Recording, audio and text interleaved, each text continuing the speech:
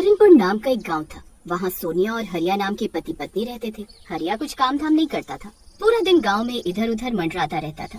वो दोनों गांव में ही किराए के मकान में रहते थे। अरे हरिया भाई, अब तो 3 साल होने वाले हैं। अरे मेरा किराया दो, वरना मेरा घर खाली कर दो। अरे चल जा यहाँ से, अभी हमारे पास पैसे नहीं हैं, जब होंगे तब दे देंगे। भाई साहब, हमें 2 महीने का समय दे दो, मैं पूरी मेहनत करके आपका सारा किराया दे दूंगी। पता नहीं मैं कहाँ फंस गया तुम लोगों को मकान किराए पर देकर। फिर इतना बोलकर मकान मालिक वहाँ से चला जाता है। उसी गांव में ही एक गरीब औरत भी रहती थी। उसके पास कोई घर नहीं था, इसलिए वो रोज रात को बरगद के पेड़ के नीचे ही सो जाया करती थी। वो अक्सर लोगों के घर रोज कटोरा लेकर भीख मांगा करती थी। गांव वाले भी उससे परेशान हो चुके थे। बहन जी, कुछ खाने को दे दो, मैं बहुत दिनों से भूखी हूँ। हाँ, रोज रोज आ जाती है, यहाँ खुद के खाने के लाले पड़े हुए, चल जा अभी, कल आना। फिर वो दूसरे दरवाजे पर जाती और वहाँ भी उसे यही सुनने को मिलता कि कल आना। वो अगले दिन फिर भीख मांगने जाती, फिर उसे यही सुनने को मिलता कल आना। फिर एक दिन उसने आना बंद कर दिया और अगले ही दिन उसकी लाश वही बरगद के पेड़ के नीचे मिलती है। उस दिन के बाद से उस गांव की किस्मत बदल गई और रोज रात को लोगों को गांव में एक काला साया घूमता हुआ दिखाई देने लगा।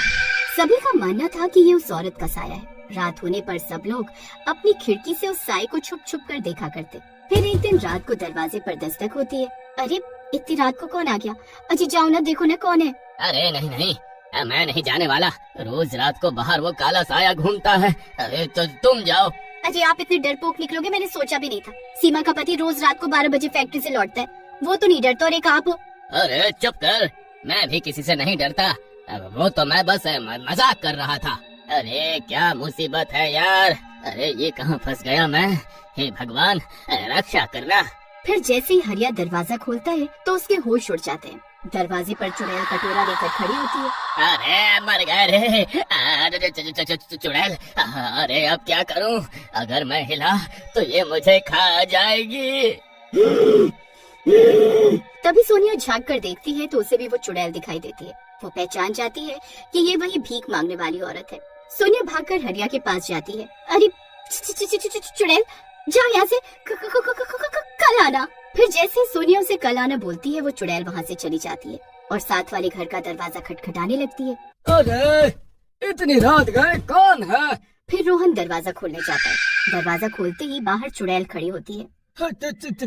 चुड़ैल, अरे ये चुड़ैल कहाँ से आ गई? तभी वो चुड़ैल उसकी गर्दन पकड़ लेती है और उसे ऊपर हवा में उठा देती है। अरे मर गया रे, अरे मुझे बहुत भूख लगी है, मुझे भीख दे। फिर चुड़ैल रोहन का गला दबाकर उसे मार डालती है और उसे घसीटते हुए अपने साथ ले जाती है। फिर अगले दिन सुबह होते ही उस चुड़ैल के बारे में सब गांव वाले बात कर रहे होते हैं। अरे ये गांव पर बहुत बड़ी मुसीबत आन पड़ी है, किसी के पास कोई तरकीब है तो बताओ, नहीं तो चुड़ैल रोज किसी न किसी को मार डालेगी। मुखिया जी, ये वही भिखारिन है जो गांव में भीख मांगा करती थी। किसी ने उसे खाना नहीं दिया, इसीलिए वो चुड़ैल बनकर अब गांव वालों को खा खा कर अपनी भूख मिटा रही है। अरे भाई, मैं तो कहता हूँ हमें यह गांव खाली करके चले जाना चाहिए, नहीं तो कोई नहीं बचेगा। अरे लेकिन हम अपने पशु और खेती को छोड़कर कैसे जा सकते हैं? सारी फसलें बर्बाद हो जाएंगी। किसी को कहीं जाने की जरूरत नहीं है, मेरे पास एक तरकीब है उस चुड़ैल से निपटने की। अगर हम अपने घरों की दीवारों पर चुड़ैल कल आना लिख देंगे तो वो चली जाएगी। फिर सोनिया की बात मानकर सब गांव वाले अपनी अपनी दीवारों पर चुड़ैल कल आना लिख देते हैं। फिर रात होते ही वो चुड़ैल गाँव में आती है। वो पहले दरवाजे पर भीख मांगने जाती है, वहाँ लिखा होता है कल आना। वो पढ़कर चुड़ैल आगे बढ़ जाती है। इसी तरह गांव वाले उस रात उस चुड़ैल को बेवकूफ बनाते हैं। ये सब हरिया का मकान मालिक सामने वाले घर से देख रहा होता है। यही सही मौका है इन दोनों को मजा चखाने का। फिर अगले दिन रात होती है। वो हरिया के घर के बाहर जाकर चुड़ैल का लाना को मिटाने लगता है। हरिया और सोनिया खिड़की से सब देख रहे होते हैं। अरे ना स्मित, अरे अरे ये क्या कर रहा है? अरे हमें मरवाना चाहता है क्या? तुम दोनों ने मुझे बहुत परेशान किया है। इतने महीनों से अपना किराया मांगते मांगते मेरी चप्पल घिस गई। यही सही मौका है अपना मकान खाली करवाने।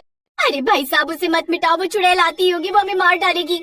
मकान मालिक तेजी से लिखा हुआ सब मिटा देता है। अरे कमबख्त, अगर मैं आज रात बच गया ना तो तुझे जिंदा नहीं छोड़ूंगा। हाँ, तभी डरावनी डरावनी आवाजें आने लगती हैं। वो चुड़ैल आज रात फिर गांव में आती है।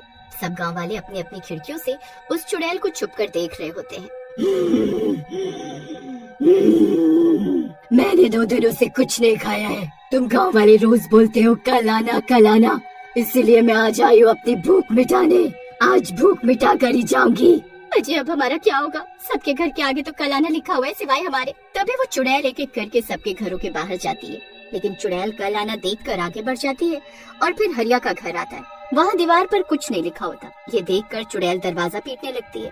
सोनिया और हरिया सोफे के पीछे छुप जाते हैं। अरे मर गए रे। अरे सोनिया, अरे अब क्या करे, कमबख्त चुड़ैल तो हमारे घर आ गई। चुपचाप रहो जी, ज्यादा आवाज मत करो, उसने सुन लिया तो हम नहीं बचेंगे। खोलो दरवाजा, खोलो। मैं बहुत दिनों से भूखी हूँ, आज अपनी भूख इसी घर से मिटा कर जाऊंगी। अरे मकान मालिक, तेरा नाश मिटे। अरे अपने किराए के चक्कर में तू आज हमें मरवा कर ही छोड़ेगा। फिर चुड़ैल दरवाजा जोर जोर से पीटने लगती है। दरवाजा अब कमजोर हो चुका था और टूटने ही वाला था।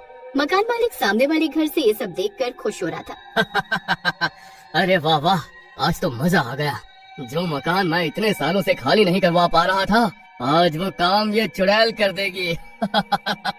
तभी वो चुड़ैल दरवाजा तोड़कर अंदर घुस जाती है। सोनिया और हरिया उसे देखकर इधर उधर भागने लगते हैं। अरे भागो रे, अरे ये भूखी चुड़ैल तो हमें जिंदा खाने पे उतारू है। अरे गाँव वालों, हमें बचाओ। फिर वो दोनों पीछे के रास्ते से घर के बाहर निकल जाते हैं। चुड़ैल भी उनका पीछा करने लगती है। फिर वो दोनों भागते भागते मकान मालिक के घर के आगे पहुंच जाते हैं। अरे ये दोनों कमबख्त बच कैसे गए? तभी हरिया मकान मालिक की दीवार पर लिखा चुड़ैल कल आना मिटाने लगता है। अरे कमबख्त, अरे ये क्या कर रहा है? अरे नाश मिटे, मत मिटा उसे। अरे वो चुड़ैल मुझे खा जाएगी। अरे रुक जा भाई, मैं तेरा सारा किराया माफ कर दूंगा। अरे रुक जा हरिया भाई। लेकिन हरिया उसकी एक नहीं सुनता और दीवार पर लिखा हुआ मिटा देता है और वहाँ से भाग जाता है। तभी वो चुड़ैल मकान मालिक के घर के बाहर पहुँच जाती है। दीवार पर अब कुछ नहीं लिखा होता, सब मिट चुका होता है, इसलिए चुड़ैल उसका दरवाजा पीटने लगती है। फिर वो मकान मालिक भी पीछे के दरवाजे से भाग जाता है। भूख ना मिटने पर चुड़ैल उसका घर तहस नहस कर देती है। फिर वो मकान मालिक सबके घरों की दीवारों से नाम मिटाना शुरू कर देता है। अरे कमबख्त बूढ़े, अरे ये क्या कर रहा है? अरे हमें मरवाना चाहता है। मकान मालिक किसी की एक नहीं सुनता और एक एक करके सबके घरों की दीवारों से लिखा हुआ मिटा देता है। सब गांव वाले अपना अपना घर छोड़कर भागने लगते हैं। अरे भागो रे भागो, अब ये चुड़ैल सच्चाई जान चुकी है, अब कोई नहीं बचेगा। अरे नाश मिटे बूढ़े, ये सब तेरी वजह से हुआ है। तुमने ही घरों की दीवारों से नाम मिटाया है। चुड़ैल पूरे गांव में तबाही मचाती है, घर तोड़ती है, दरवाजे उखाड़ती है और जोर जोर से गुर्राती है। तुम सब ने मुझे बेवकूफ बनाया, आज मैं किसी को नहीं छोड़ूंगी। गांव के लोग डर कर भागने लगते हैं। हरिया और सोनिया भी भागते भागते गांव के मंदिर की तरफ पहुंचते हैं। वहाँ पर पुजारी खड़ा होता है। रुको, ये चुड़ैल तब तक शांत नहीं होगी जब तक इसका पेट नहीं भरेगा। इसे वही मिलेगा जो इसे चाहिए था, भोजन। पुजारी पूरा गांव इकट्ठा करता है। सब डरते हुए अपनी अपनी रोटियां, अनाज और दाल लाकर बरगद के पेड़ के नीचे रख देते हैं। रात होते ही चुड़ैल आती है, गुस्से से आग बबूला। जैसे ही वो खाना देखती है, उसकी आंखों में आंसू आ जाते हैं। वो धीरे धीरे इंसानी रूप में बदलने लगती है। मुझे बस 2 वक्त की रोटी चाहिए थी, तुम सब ने मुझे ठुकराया, इसलिए मैं चुड़ैल बन गई। वो खाना खाती है और धीरे धीरे उसका काला साया मिटने लगता है। बरगद के पेड़ के नीचे सिर्फ उसकी चूड़ियां रह जाती हैं। गांव बच जाता है, लेकिन सबको सबक मिल जाता है। आज से कोई इस गांव में भूखा नहीं सोएगा।